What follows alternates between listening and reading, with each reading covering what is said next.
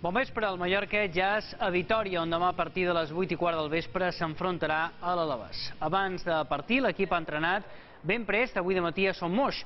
Poc després, Albert Ferrer ha facilitat la convocatòria en què no hi ha sorpreses. La conformen els mateixos homes que hi eren la setmana passada contra el Lugo i a ells s'hi suma Joan Oriol. El català torna a la llista després de complir sanció. Per tant, són 19 i el Xapi n'haurà de descartar un abans de jugar a Mendizorroza. L'Alavés i el Mallorca viuen dues històries paral·leles. De 14 jornades disputades fins ara, amb 8 els bascos han ocupat places de play-off, les mateixes que el Mallorca ha estat en descens. Ara mateix l'Alavés és tercer a la taula i ha guanyat els dos darrers partits. Tot i les diferències evidents entre un i l'altre, José Bordalás admira el Mallorca. Una gran plantilla, un equipo con un objetivo muy definido y muy claro, que es el ascenso a Primera División. Es un equipo que ha mejorado notablemente en las últimas jornadas. Dels 13 gols que han encaixat el Mallorca, 11 han estat en fora de Son Moix.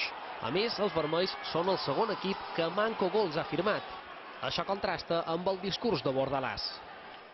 Es un equipo con un perfil bastante ofensivo. Han mejorado notablemente a nivel defensivo y ahora es un equipo bastante equilibrado.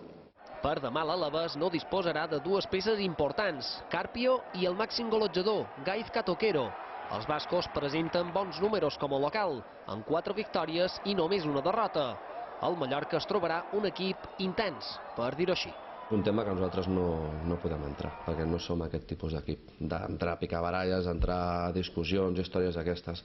No ens en podem anar al partit amb aquestes històries, però el que sí que podem fer és ser durs i competitius igual que ells.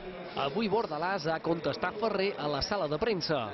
He traído aquí, si me permitís, unas estadísticas de la liga, no son mías, ¿no? Faltas cometidas, estamos en el puesto 14, o sea, por delante nuestra hay 13 equipos que hacen más falta que nosotros.